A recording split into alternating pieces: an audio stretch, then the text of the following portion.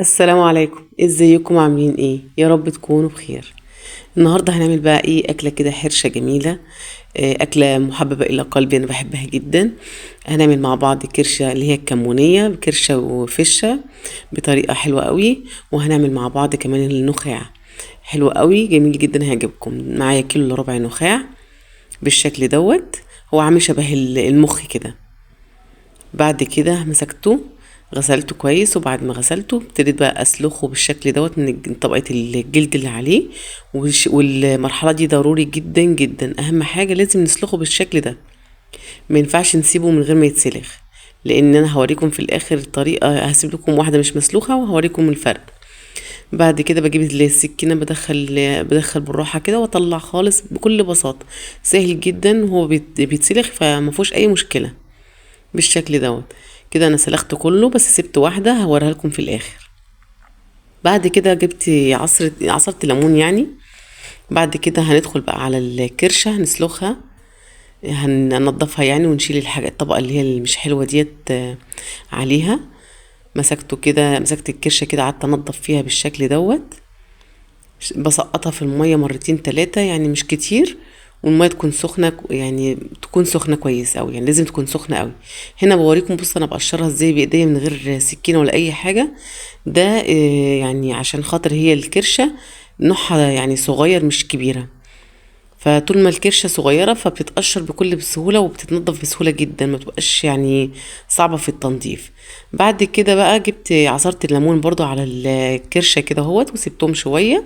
شايفين المية شفافة خالص ونضيفة جدا. كده كل حاجة جاهزة عندي. وهنا بقى بوريكم الكرشة، بص نضيفة خالص من ورا ومن قدام. زي القشطة خالص، شايفين بيضة خالص ونضيفة ومفيش أي حاجة. بعد كده هنبتدي بقى ايه، وطبعا هنا النخاع ما شاء الله كده جميل. وبرده زي ما قلت لكم انا سبت واحده مش مسلوخه. إيه، هنا بقى جبت بقى الميه السخنه، حله كده فيها ميه سخنه، وبعد كده حطيت فلفل اسود، وحبه جوز الطيب وورق لورا وبصل وحبه ملح. واول ما الميه ابتدت تسخن كده هنزل بالنخاع بالشكل دوت.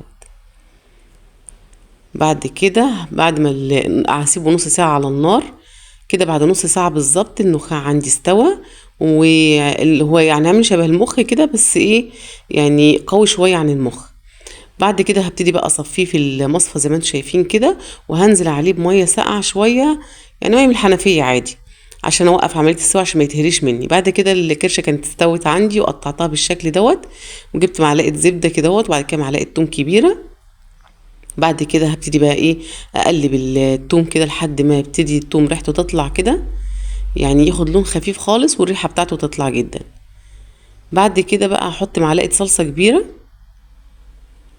بالشكل دوت. وابتدي اقلب كده، ادوب الصلصة في التوم كده. وبعد كده هنزل بعصير الطماطم. بعد ما نزلت بقى كده في بعصير الطماطم كده. هبتدي بقى احط التوابل.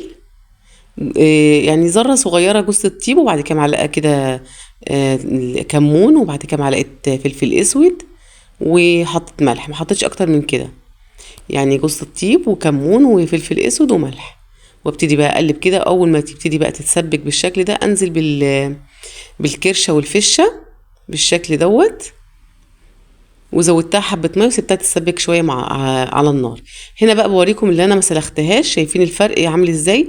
ده اللي اتسلخ ما شاء الله شكله كبير كده وحلو، واللي ما اتسلخش بص يعني شكلها مش عاطفي خالص. بعد كده عصرت ليمون. وبعد كده حطيت فلفل اسود وجوز الطيب حبه صغيرين وتوم باودر وبصل باودر. وبعد كده حطيت حبه ملح وكمون برضو بالشكل دوت. وهبتدي بقى اخلطهم مع بعض كده اهوت. اخلط التوابل كلها كده عشان النخاع كله يتبل عندي. بعد كده جبت ايه، دقيق، وحطيت عليه كيس فيجيتار، وهقلبه بالشكل دوت، اخلطه ببعضه كده. وبعد كده من غير بيض ولا لبن ولا اي حاجه، احط النخاع كده على الدقيق والفيجيتار كده. وابتدي بقى ايه، اخلط الدقيق كده وهغلفه كويس قوي.